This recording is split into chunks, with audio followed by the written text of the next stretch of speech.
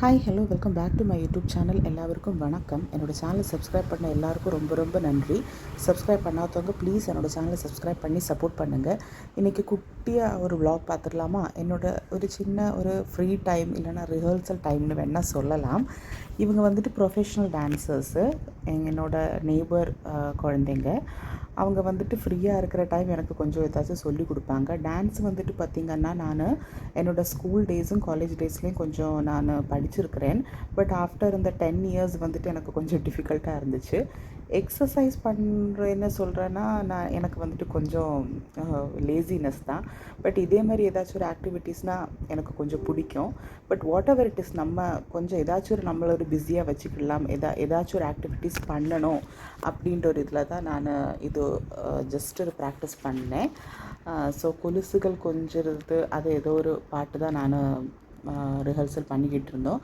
அதுக்கப்புறம் பார்த்திங்கன்னா இது நான் என்னோடய பொண்ணு கூட ஒரு ரிஹர்சல், ஏன்னா அவங்க கூட நம்ம கொஞ்சம் ப்ராக்டிஸ் பண்ணும்போது இவளுக்கு வந்துட்டு ரொம்ப ஒரு ஜெலஸ் ஃபீலாக இருக்கும். ஸோ அதனால அவளுக்கு வேண்டிக்கிட்டு இந்த ஒரு ரிஹர்சல் நான் பண்ணிக்கிட்டு இருந்தேன்.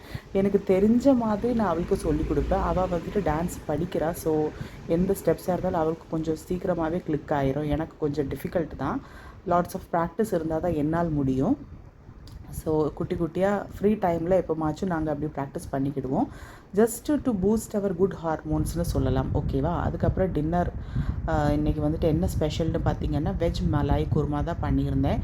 பேர் கேட்ட உடனே நீங்கள் ரொம்ப வேறு ஏதோ டிஷ்ஷுன்னு நினச்சிடாதீங்க. சோயாவும் பொட்டேட்டோவும் போட்டு ஒரு குருமா தான். நம்ம ஃப்ரெஷ் க்ரீம் இல்லைன்னா மலாய் பால்க்கு எடுத்து நம்ம வீட்டில் நம்ம மலாய் செஞ்சுக்கிடலாம். ஸோ அது போட்டாச்சுன்னா நமக்கு மலாய்ன்னு சொல்லலாம். ஓகேவா? சிம்பிளாக ஒரு குருமா தான் பண்ணியிருந்தேன். தோசை இல்லைன்னா ஆப்பம் கூட நம்மளுக்கு சப்பாத்தி கூடலாம் சூப்பராக இருக்கும். இது வந்துட்டு இன்ஸ்டண்ட்டாக நான் ஃபர்ஸ்ட் டைம் ட்ரை பண்ண தோசை. அரிசி, பச்சரிசி அண்ட் ரைஸு, அதுக்கப்புறம் கொஞ்சம் ரைஸ்னால் கொஞ்சம் சாதம் அண்டு கொஞ்சம் தேங்காய், அது மட்டும் எடுத்துகிட்டு நான் பண்ணியிருந்தேன். கொஞ்சோண்டு தான் நான் பேட்டர் பண்ணியிருந்தேன், ஏன்னா ட்ரை பண்ணுறேன் பார்த்தீங்களா. ஸோ அதனால் பர்ஃபெக்டாக நல்லா ரொம்ப சாஃப்டாக வந்துருந்துச்சு. எனக்கு ரொம்ப பிடிச்சிருந்துச்சு. ஃபர்ஸ்ட் டைம் பண்ணதுனால எனக்கு கொஞ்சம் அதனால தான் நான் கொஞ்சம் தான் பேட்டர் பண்ணியிருந்தேன். ஸோ பர்ஃபெக்டாகவே வந்துருந்துச்சு. அது கூட இந்த ஒரு குருமாவும் ரொம்ப டேஸ்ட்டாக இருந்துச்சு. சுட சுட டின்னர் ரெடிங்க.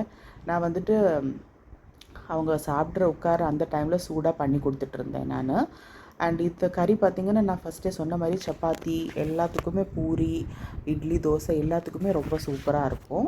ஸோ அதுக்கப்புறம் ஒரு ஸ்வீட் கிரேவிங் வந்துச்சு. ஸோ அதனால் தில்குஷ் எல்லா பேக்கரியிலையும் கிடைக்கும். அது வந்துட்டு நான் அங்கே அவங்க கொண்டு வந்து ஹாஃப் ஆயிடுச்சு.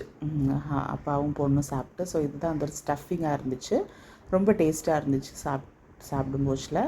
ஸோ இதுதான் எங்களோட இன்றைக்குள்ள ஒரு குட்டி vlog. எல்லாருக்கும் பிடிச்சிருக்குன்னு நம்புகிறேன். வேற ஒரு நல்ல வீடியோவில் பார்க்குற வரைக்கும் தேங்க்யூ ஸோ மச் ஃபார் வாட்சிங்.